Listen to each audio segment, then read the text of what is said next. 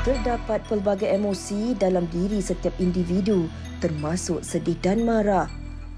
Perasaan marah merupakan satu emosi yang normal. Tetapi, jika tidak dikawal, ia akan menjurus kepada sifat negatif. Perasaan amarah berpunca daripada sedikit keresahan hingga menjadi ganas dan tidak terkawal. Apabila emosi marah menguasai diri, seseorang akan cenderung untuk melakukan tindakan yang ganas sehingga mampu mengakibatkan kecederaan terhadap orang lain akibat tekanan yang dihadapi.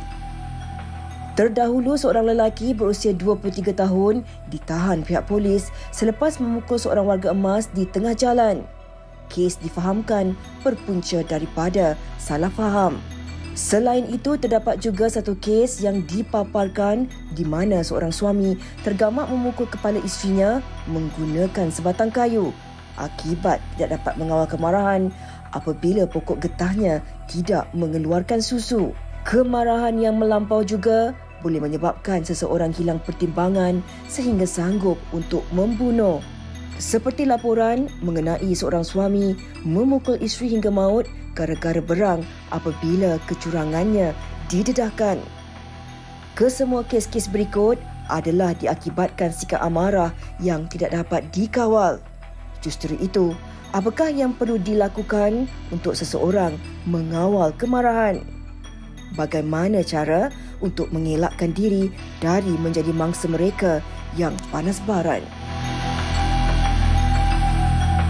Itu laporan yang disediakan oleh rakan wartawan Syifa. Yang terakhir, apakah antara tindakan yang perlu diambil untuk kita mengawal perasaan amarah? Itu yang sebenarnya kita nak bawakan untuk topik kita hari ini. Betul. Dan juga kita bersama di studio dua orang tetamu kita. Yang pertamanya, kita selalu bercakap dengan dia tapi di dalam talian. Tapi hari ini kita bawa di studio iaitu Puan Nurul Hidayah Mat Sarit selaku Pegawai Psikologi Kaunseling Klinik Kesihatan Kuala Lumpur. Apa khabar? Baik. Hai Fatin, hai Segita. Bertemu juga akhirnya secara live. Betul. Dan istimewanya hari ini adalah hari lahir Puan Hidayah. Happy birthday 21 Julai. Tak, bukan hari ini. Oh, 18. Okey. Sempat juga. Kalau birthday awak bulan Julai, sepanjang Julai ni birthday awak. Ya, betul. Apa pun kita juga bersama dengan Zarul Amrila. Selamat datang Zarul. Apa khabar Zarul? Baik, alhamdulillah. Assalamualaikum semua. Okey, dua-dua tak marah hari ni. Tak ada stres apa ke? Dapat ceria. Setakat ni tak ada lagi. Tak ada. Setakat ni tak ada. Bertemu dengan Zarul tadi. Okey, baik Fatin. Kita nak mulakan topik kita dengan perbincangan mengenai amarah. Kita macam kadang-kadang kita dengar sesuatu kisah itu seperti alah, macam benda tu pun nak marah. Remeh je kot kan. Tapi di sebaliknya ada pelbagai emosi dan mungkin Puan Hidayah boleh mulakan dengan berkongsi apakah itu amarah, jenis-jenis dia. Sebab kalau kita lihat definisi daripada Kamus Dewan dan Pustaka, yang mengatakan yang amarah adalah marah tidak dapat menahan nafsu. Silakan Puan Hidayah. Okey, betul So kita mula-mula kita akan bawa dari sudut aspek definisi amarah. Bila kita cakap soal amarah ni, dia normal emosi tu sebab semua orang akan ada marah. Tak boleh tak marah langsung kan. So bila ada emosi marah, dia adalah satu emosi yang normal yang ada pada kita, tetapi dia akan jadi tidak selamat ataupun tidak okey apabila tidak mampu dikawal. Yang itulah akhirnya yang akan membentuk kepada isu jenayah macam yang berita tadi kan. Akan membentuk kepada kebinasaan diri sendiri dan lain-lain. So bila cakap soal marah ni, kalau secara umum dia melibatkan tentang kita punya sistem otak. Dalam bahagian sistem otak kita ni, dia ada satu bahagian nama dia amigdala. Amigdala. So amigdala ni dia adalah salah satu daripada bahagian otak kita yang dalam sistem limbik. So dia akan membantu untuk mengawal ataupun dia akan mengeluarkan hormon-hormon yang macam segala perasaan, contohnya ancaman, ketakutan, termasuk kemarahan juga. Jadi daripada situ, so bila amigdala ini tidak dikawal ataupun tidak membantu dia, kata macam emosi itu terlalu melampau kan. Jadi dia tak sampaikan oksigen tu ke otak. So dekat bahagian kita, jadi disebabkan tu dia tidak balancing dan akhirnya boleh menyebabkan kita jadi melampau mencetus kemarahan tersebut. So dan macam berbalik pada soalan Sugita tadi kan, ada tak gaya-gaya kemarahan ni? Memang ada. Contoh kalau kita tengok kan, orang ni pasal hal kecil dia marah sikit saja. Tapi ada orang hal yang sama tapi dia punya marah tu meletup-letup, sangat teruk, melenting kan sampai tak boleh nak kawal. So, gaya kemarahan yang pertama adalah gaya kemarahan berselindung ataupun avoidance. Ada setengah orang, contoh kalau dia marah, dia suka mengasingkan diri, dia duduk diam, dia buatlah suatu perkara, tapi dalam masa yang sama kadang-kadang dia lepaskan kemarahan itu kat orang lain. Itu boleh jadi juga. Okey, lepas tu gaya kemarahan yang kedua ni, gaya kemarahan yang dia adalah jenis macam dia konflik. Maksudnya dia dah memang habitual anger. Contohnya macam kalau dia memang menjadikan marah tu sebagai satu sifat dah. So kalau apa-apa tak kisahlah, memang terus marah je. Itu habitual anger. Dan yang ketiga ni kita boleh kata sebagai jenis kemarahan yang meletup. Memang marah tu kan, dia terus meletup je. Saya takut ini. So terus cakap je kan. Macam tu lah. So yang tu yang kita kena nilai lah. Aku ni kena tanya, aku ni gaya kemarahan aku dekat mana? Macam Fatin. Fatin rasa Fatin orang yang kemarahan yang jenis mana? Fatin simpan dulu sikit-sikit. Lepas tu macam Fatin cakap. Saya rasa saya avoidance. Sebab kalau saya marah, saya diam. Sebab kadang-kadang marah sangat keluar air mata. I see. Betul. Kan? Ramai yang mungkin boleh relate dengan situasi. Awak pun ya? Saya belum lagi layan tu, tapi saya cuba bercakap dulu. Okey, tiga-tiga jenis tu. Kita nak tahu juga Zarul yang mana satu? Saya boleh katakan simpan dan avoid. Maksudnya macam lebih kepada malas fikirlah. Malas nak fikir. So kalau let's say saya ambil experience saya as a pramugara dekat Malaysia Airlines. So kalau ada penumpang yang banyak buat hal, so saya akan, kalau 2-3 kali tu okey lagi lah. Kan kita boleh sabar. Kan bila masuk 4-5 kali kita macam cakap saya punya klik, babe, kau ambil aku punya tempat, kita swap. I tak nak layan dia. Betul. Sebab dah banyak kali dia kira macam provoke lah juga. Dia akan jadi benda tak elok nanti I akan jadi marah kat situ, dia pun marah I balik, jadi benda tak elok. So better kita avoid, kita swap dengan I punya colleague. You attend to him or to her. Bijak.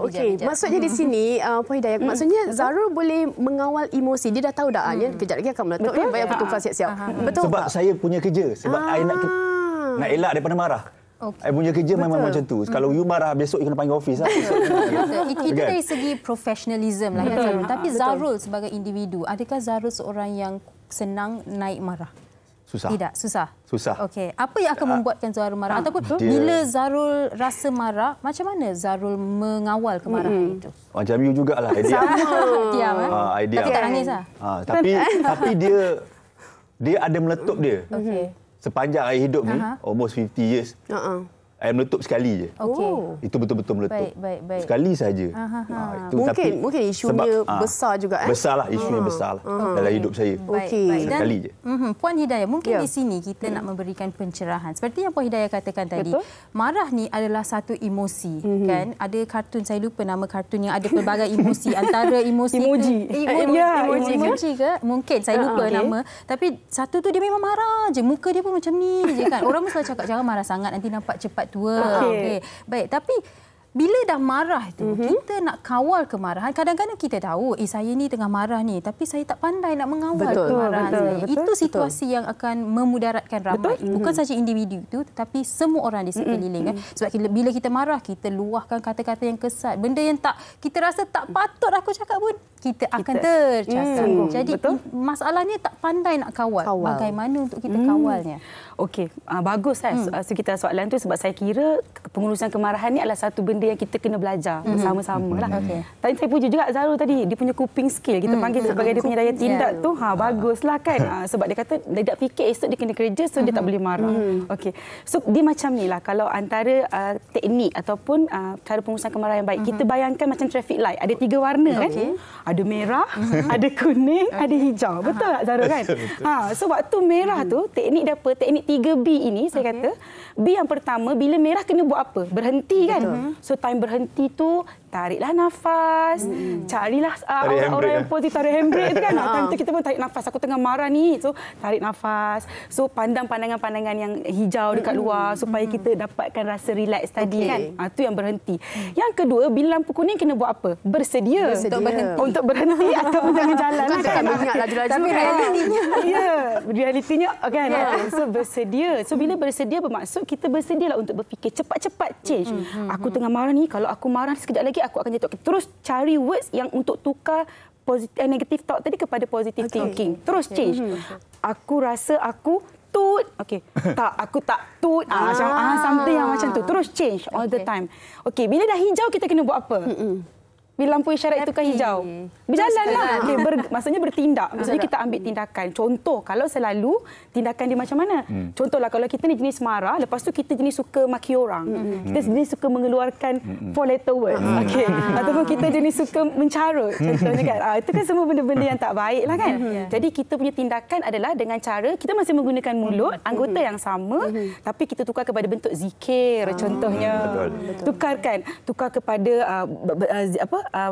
kata-kata yang lebih baik contohnya, ataupun kalau kita jenis orang yang menggunakan tangan bila marah buang barang, ataupun baling barang, campak, tumbuk cermin contohnya kan agresif kan, tapi kita nak gunakan dengan tindakan tu guna tangan juga.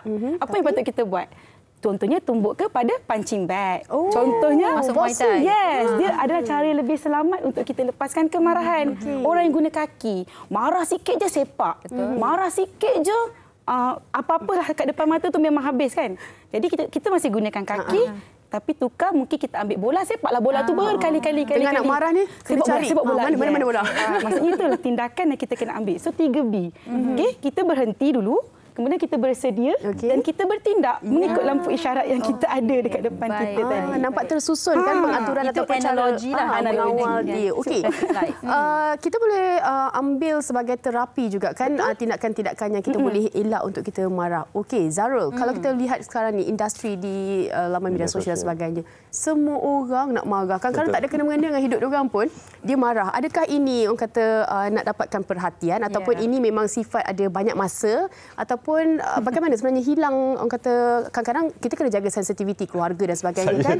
Pendapat Zarul. Saya tak faham kenapa orang boleh type benda-benda yang tak sepatutnya kan. Betul. Tapi pada saya itu macam cakap je lah sifat manusia. Kadang mungkin dia tengah type tu tengah lapar. Betul. Fisiologi. Orang tengah lapar, dia tengah marah ataupun dia tengah stres dengan family dia tu. Tapi macam kalau saya ada juga saya dapat komen-komen yang tak elok, negatif, marah-marah saya.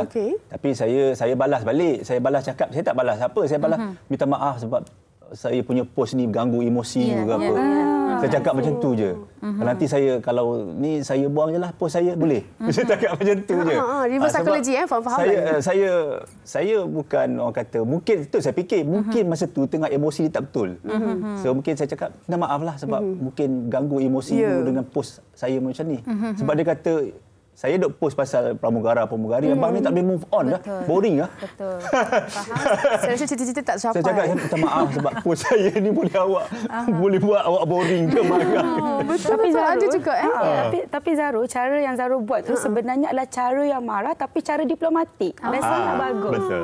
Diplomatik. So maksudnya cara dia mengendalikan kemarahan tu lebih diplomasi. Dalam hati marah. Dalam hati, betul. Minta maaf, tulis minta maaf. Tapi penatlah nak minta maaf kalau semua yang mengkritikkan kita nak kena tukar dia orang punya pemikiran kan, yang mana kita kena jaga juga perasaan orang. Kadang-kadang tindakan kita tu mengganggu, dia marah orang lain menjadi marah sama. Kan? Betul. Dan kita ada soalan di Facebook, tapi sebelum itu saya nak baca satu komen. Zahid kata, contoh seperti hal terasa saya sebab saya pakai hijau hari ini. Okey, ini soalannya daripada Syasha. Saya nak bertanya, adakah orang yang sifat baran dan berangin, adakah ia satu penyakit mental atau hanya perasaan saja? Apakah solution yang terbaik untuk mengelakkan perasaan baran atau perasaan angin? Sebab jika terlalu sabar je, kadang-kadang boleh terlepas juga. Jadi Puan Hidayah. Oh, okey. Alright. Okey. Bila bercakap soal dia adalah macam nak kata kaitan dengan penyakit ke tidak kan? Okey. Maksudnya kita kena tanya pada orang yang arif lah. Maksudnya kalau dari segi marah ni, bila dia menjadi melampau ataupun dah sampai baran dan teruk, dia memang boleh menjurus kepada isu kesihatan mental. Contohnya kalau kita dengar kan orang selalu cakap macam bipolar disorder kan mood dia swing. So dia tak tentu. So kadang-kadang mungkin juga bermula daripada sifat marah yang tidak dirawat daripada awal tadi, daripada mula-mula dia dah marah dia tak rawat, dia boleh menjadi isu kesihatan mental tadi. Cuma untuk mengesahkan tu perlulah dia berjumpa dengan orang yang sewajarnya ataupun ahlinya. Seperti pegawai perubatan psikiatri ataupun doktor untuk mendiagnosis sama ada dia ada isu itu ataupun tidaklah. Yang tu yang kita kata bila marah ni dia boleh menyebabkan berkaitan dengan isu psikologi, ialah betul lah. Sebab dia akan menyebabkan kita jadi hilang akal nak buat apa, tak ada hala tuju kan. Lepas tu kita buat keputusan pun kadang-kadang boleh jadi salah kan. Jadi semua itu mengganggu kefungsian kehidupan dan akhirnya dia akan menyebabkan berlakulah isu-isu kesihatan mental dan juga kesan-kesan psikologi yang timbul tadi. Itu maksud dia. Tapi kan, sorry saya salah. Betul. Kalau kita ni jenis yang tak marah, orang akan ambil kesempatan. Betul. Apa pendapat Puan? Oh, okey. Oh, ni soalan Zarul jadi saya. Terima kasih Zarul. Alright, macam kita bila setengah orang kan macam kita tengok dia sangat bertenang kan. Sabar nak marah tapi kena sabar sungguh kan. So maksudnya nak buat macam mana ke macam mana? Macam mana nak kita nak suruh dia marah ke? Nak react dengan orang. Oh, janganlah Abang Zarul ni boleh ni, dia tak marah, boleh. Lama-lama boleh jadi kena pijak juga. Okey, betul. So sebenarnya macam ni, dalam psikologi ni kita punya konsep adalah kita tak boleh ubah orang untuk jadi seperti yang kita nak. Betul kan? Kita mengharapkan supaya dia ni cubalah faham keadaan aku, walaupun aku tak marah janganlah ambil kesempatan kat aku. Tetapi kita tidak boleh ubah dia untuk ubah pemikiran tersebut untuk menjadi seperti yang kita nak. Jadi apa yang perlu kita buat, kita yang kena buat perubahan untuk bantu perubahan dia. Contoh, kalau Zarul tak suka tadi, maksudnya kita ada terasa hati, cuma kita tak nak cakap kan. So, mungkin cara dia, kita menggunakan asertif ataupun lebih ketegasan. Contoh kita cakap, sorry, saya tak selesa awak cakap macam tu. Simple word tetapi dia memberi satu meaning yang sangat baik. Atau kalau tak boleh bercakap, teks. Hantar, tulis dekat kertas. Yang penting kita kena memberitahu dan memberi kesedaran bahawa dia memang memberi kesan kepada kita secara psikologi. Sebab kalau kita simpan tadi, macam Zarul kata tadi kan, lepas tu lama-lama pun macam Zarul akan meletup satu hari. Sebab tahan je, tak bergerak-gerak dari segi rasa marah tu kan. Tapi saya faham situasi yang Zarul katakan tadi. Betul. Ada orang macam tak boleh marah sebab kadang-kadang dia tak marah, kita yang marah. Awak tak marah. Macam rasa tak aciknya dia ambil kesempatan kan. Betul. Macam-macam kan sebenarnya dari apa orang kata sifat amarah ni. Okey, dah panas dah studio ni hari ini. Kita nak tenang-tenang sekejap. Kita nak dengar daripada Puan Hidayah dan juga Zarul. Apa kata kita nak dengar kata orang ramai berkenaan dengan topik kita hari ini. Jom kita dengarkan. Silakan. Saya memang barat. Tak boleh nak buat apa, memang dalam darah saya. Baik, ada aktiviti yang saya akan lakukan, antaranya pergi karuk lah. Kalau karuk tak dapat, saya akan menyendiri. Pergilah mana-mana tepi tasik ke, tengah hutan ke, bolehlah seorang-seorang kat situ. Ada ketika saya mempunyai terkeluar amarah itu dengan sendirinya. Tapi atas sebab-sebab tertentu, normally saya lebih banyak berdiam. So dapat mengurangkan rasa amarah itu dengan sendirinya, lebih tenangkan dirilah. Secara peribadinya saya ni seorang yang susah nak marah. Kecuali kalau perkara tu betul-betul menyentuh maruah. Yang pertama, kalau menyentuh hal tentang ibu saya, tentang agama Islam dan juga tentang bangsa kita. Bergantung kepada situasi, ada kalanya saya cepat marah. Contoh, dalam keadaan memandu. Jadi saya cepat tertekan dan marah dalam keadaan memandu. Kalau contoh dalam traffic jam yang sesak teruk tu kan, orang potong queue, memang saya akan cepat marah. Tapi biasa saya marah tu just untuk meluahkan kita punya rasa sendiri je lah. Tak adalah pergi serang orang, tidak. Biasanya saya akan menjerit lah. Jadi biasa kalau lepas menjerit tu adalah satu kelegaan untuk saya.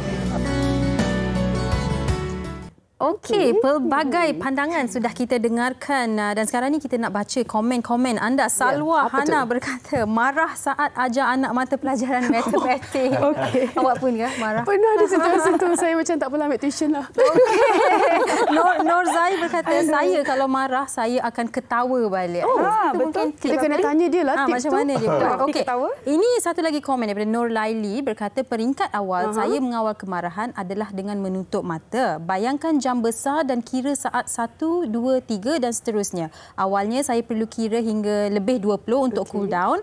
Alhamdulillah lama kelamaan berkurangan sehingga 7 sahaja. Peringkat seterusnya saya dapat kawal dengan ucapan mungkin kata-kata yang awak boleh bacakan. Yang mana tu? Ni, di sini. Haula wala quwata illa billah. Okey, baik. Terima kasih banyak atas tips-tips yang anda kongsikan. Mungkin yang tadi tu, yang tips ketawa tu. Betul. Macam mana sebenarnya? Okey, sebenarnya... Macam orang gila. Ada cerita Munabai MBBS. Dia praktikkan. Tapi sebenarnya kita memang ada terapi ketawa. Kita memang ada. Kita panggil, kalau boleh Google pun tengok je laughter yoga. Memang betul. Terapi ketawa tu memang, terapi ketawa tu memang wujud. Dan bila kita dalam keadaan stres ataupun keadaan marah lah especially-nya kan, tertawa tu sebenarnya dia akan membuka kita punya saluran paru-paru untuk jadi lebih kembang dan kita akan jadi lebih relax sebenarnya.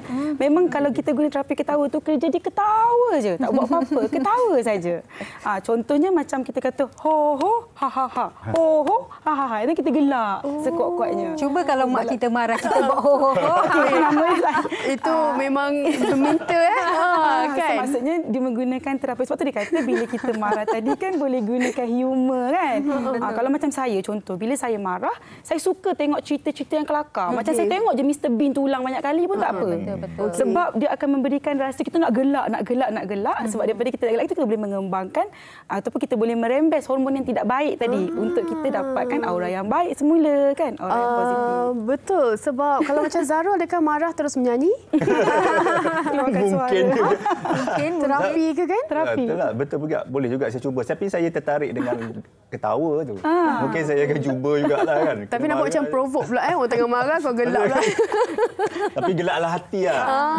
Dia tak semestinya kena gelak depan orang tu. Bila kita keluar kan ada 5 second kita boleh reverse psikologi balik ke. Okey, macam mana? Reverse macam dia senyum dalam hati, kesian kau. Sarkastik Sian kau, emosi tu. Ataupun mungkin sekarang kita boleh cuba. Ha ha ha hu. Puan Hidayah, mungkin kita cuba. Bukan terapi lah, kita pula cuba. pentas ni kan. Sebab pakai suara perut mana tahu penonton nak cuba juga. Okey, kita boleh tunjukkan kepada mereka. Sebab contoh dia, kalau macam kita buat laughter yoga ni paling simple lah kan. Dia ada teknik dia macam ho ho ha ha. Okey, kita buat sama-sama. Jangan gelak. Tapi di akhir tu kena gelak dengan sepenuh-penuh gelak. Memang gelak yang tak apa. Kita boleh gelak. Okey, gelak semua-semua. Okey. Zara macam okey, Zarul sekali ya. Okey, teknik dia. Kita try. Ho ho ha ha ha. Ho ho ha ha ha. Gelak tapi tak boleh gelak macam dia tu. gelak dia memang macam tu. Lepaskan. So berapa kali kita nak ha ho ho ho tu? Dia adalah 3 kali ada teknik dia lah. Dalam teknik tu dia ada juga macam teh tarik kan, dia ada juga rowing sambil gelak tu. Take note okey. Dia ada berbagai teknik dalam laughter yoga tetapi memang ketawa je kerja dia. Baik. Contoh kita kenalkan diri pun, nama aku Hidayah. And then gelak lah. So itu semua adalah teknik-teknik dalam terapi ketawa yang boleh membantu. Tapi saya tengah bayangkan kalau saya masuk kelas tu dengan Sugi, dia dah gelakkan saya dulu sebab dia tak tahan.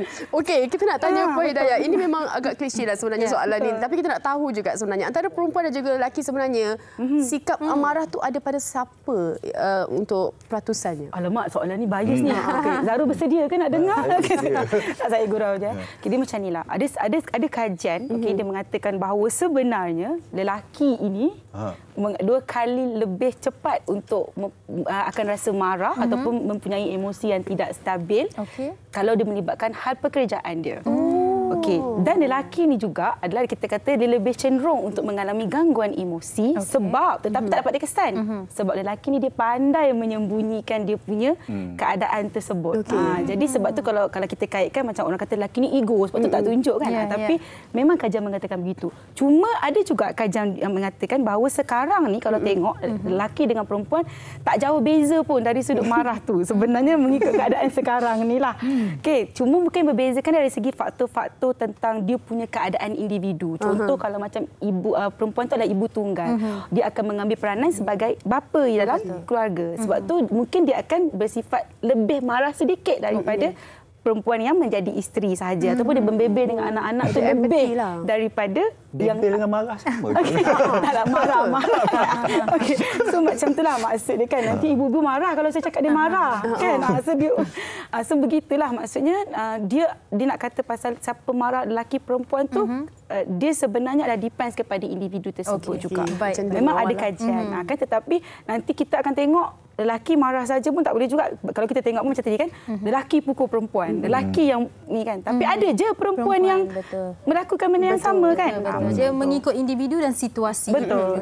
Dan Zarul sendiri, tadi Zarul kata Zarul menggunakan avoidance technique kan. Tapi kalau satu hari itu Zarul balik, Zarul rasa sangat marah ataupun stres yang membawa kepada kemarahan yang terlampau, apa yang Zarul lakukan? Sebab ada satu komen di Facebook mengatakan yang dia mandi untuk hilangkan rasa marah itu.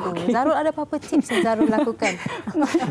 Dia tengah praktikkan tu teknik tadi. Tengah gelak tu. Tak ada pengalaman yang apa orang kata selain avoidance tu, saya tak ada pengalaman tu. Cuma saya buat bodoh lah kan. Macam buat tak tahu, jangan fikir sangatlah. Benda tu jangan fikir sangat, marah tu macam saya diam sekejap, saya menung sekejap. Ngamuk, lepas tu hilang lah. Dia jadi senang kan. Saya jenis yang tu cakap, tapi benda tu dia akan jadi peletupan lah. Betul. Dia kumpul. Jadi Zarul ni bukan seseorang yang bila dia marah dia akan kumpul dan satu hari dia bila dia marah ialah dia letup tu sekali je. Benda tu akan mengumpul dari benda yang sama. Tapi kalau benda tu macam setakat orang boom kereta saya okey. Saya macam ni so macam mana? Saya macam tu je, tak ada. Sebab benda dah berlaku. Tak nampak ke ni tak ada. Saya tak ada, bukan macam tu. Takkan you tak nampak I dah break, you dah signal apa semua. Tak ada macam tu. So, dia akan pergi macam so cik, benda dah jadi. Apa kita nak buat sekarang? Macam tu je. Kita memerlukan lebih ramai Zarul di dunia ini. Dia mungkin kita akan rasa marah. Of course kita akan macam kan. Tapi kita tak luahkan. I jenis yang tak luahkan. So kalau kita luah pun takkan apa lampu tu takkan cantum balik. Betul. Awak yang penat. Nak marah kan. Kita cari solusi daripada kita marah dan kita damage has been done.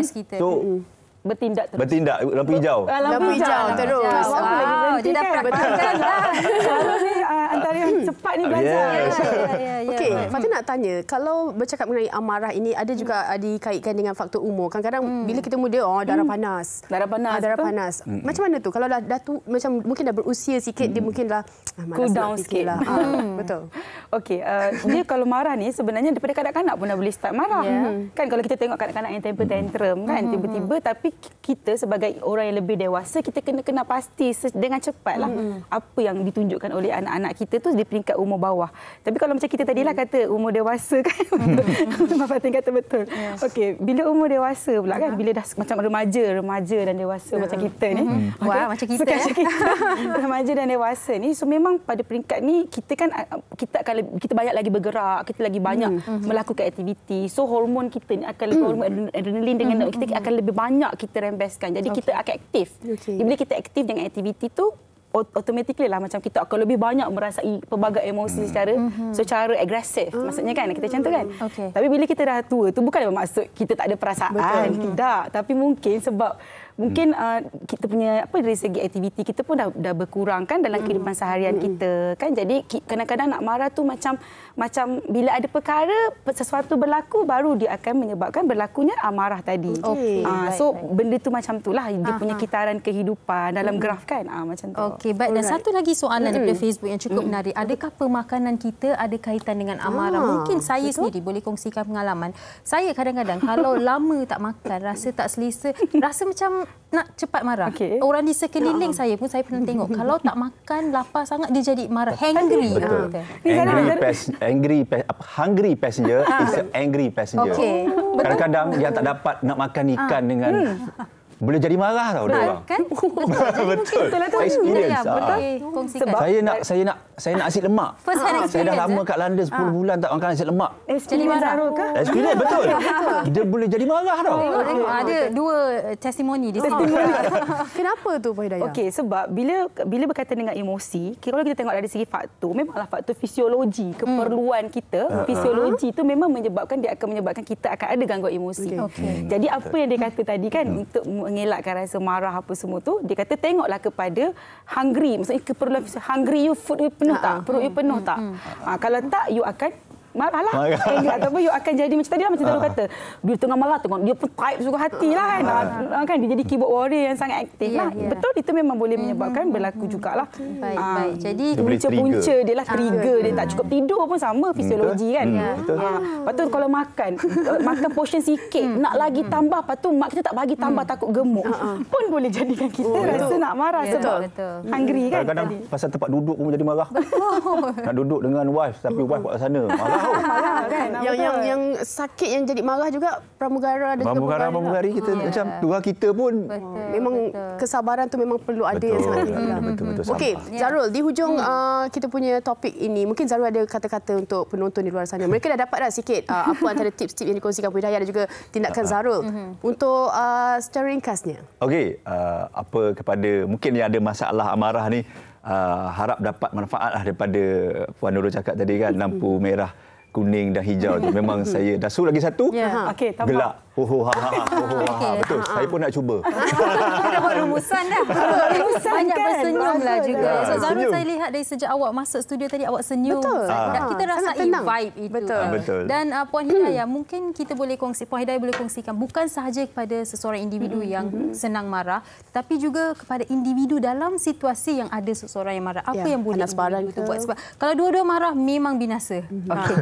Pertamanya simple saja, untuk kita yang memang orangnya pemarah ataupun kita kenal pasti diri kita marah, buat catatan tentang diri sendiri. Contoh, kalau kita dah kenal diri kita ni memang orang yang marah, buat catatan apa yang menyebabkan aku akan marah, peristiwa yang macam mana, siapa orang-orang yang akan menyebabkan aku menjadi rimau ataupun singa tadi, apa yang buat trigger apa yang buat trigger. So catat semua benda itu untuk kita muhasabah diri, kita kenal pasti. Jadi bila kita dah tahu teknik dia, kita kena R&D, iaitu remove. Saya bagi lagi kat ujung.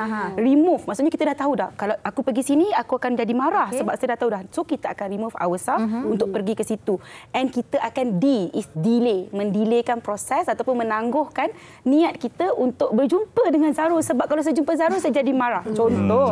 Jadi saya akan menangguhkan niat untuk jumpa Zarul dulu. Begitu. So itu R&D. Dan kalau untuk kita berhadapan dengan orang yang marah pula, tadi untuk kita kan, kita dah nilai. Kalau untuk orang yang marah pula, pertamanya kita bantu dia. Sebab saya cakap tadi, bila dia tengah marah, dia sebenarnya tak sedar apa yang dia tengah buat. Jadi kita sebagai orang yang dekat dengan dia, macam Fatin kan tengok Sugi dah kami marah. Kami tergelak sebab penerbit kami kata simbah dia dengan air. Simbah dia dengan Aduh. So kalau macam Fatin tengok Sugi marah kan, contohnya apa kita buatlah 3S. Pertama, tolong senyum je dekat dia. Beri senyuman yang baik supaya awak dah tahu sebab saya senyum awak kan. Bukan, maksudnya nak memberikan dia cool, tenang pilih dan emosi itu kembali positif. Yang kedua, sokong dia. Maksudnya kalau dia tengah berdiri, bawa dia duduk. Alihkan pergerakan. Kalau dia tengah duduk, bawa dia pergi bangun. Ataupun beri dia air untuk memenuhi keperluan fisiologi.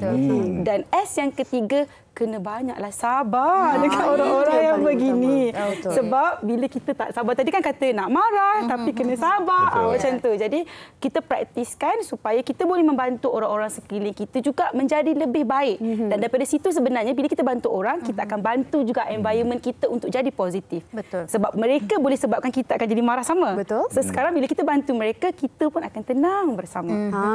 Saya yakin semua penonton di rumah tenang sekarang ini dengan pengisian topik kita hari ini. Walaupun kita nampak simple kan, tapi tipsnya antara tindakan-tindakan yang perlu kita lakukan bila kita tengah marah. Lagi satu, bila kita marah ni, kita bercakap, kita sendiri yang penat. Dapat ke tak dapat ke orang yang menerima marah tu? Kita perlu pergi je. Saya nak tambah sikit. Kalau anda nak membantu seseorang, pastikan yang anda boleh membantu. Jangan memudaratkan diri anda. Setuju? Ya, okey, baik. Kita nak ucapkan terima kasih kepada Puan Nurul Hidayah dan juga Zarul. Sama-sama. Walaupun ceria perbincangannya, pastinya ada input-input yang sangat penting yang dikongsikan anda berdua, yang pastinya sudah pun sampai ke penonton-penonton di rumah dan juga yang sedang menonton menerusi Facebook WHI. Terima kasih. Terima kasih banyak-banyak dan kita nak rehat seketika. Selepas ini kita ada persembahan daripada Nita. Jangan ke mana-mana.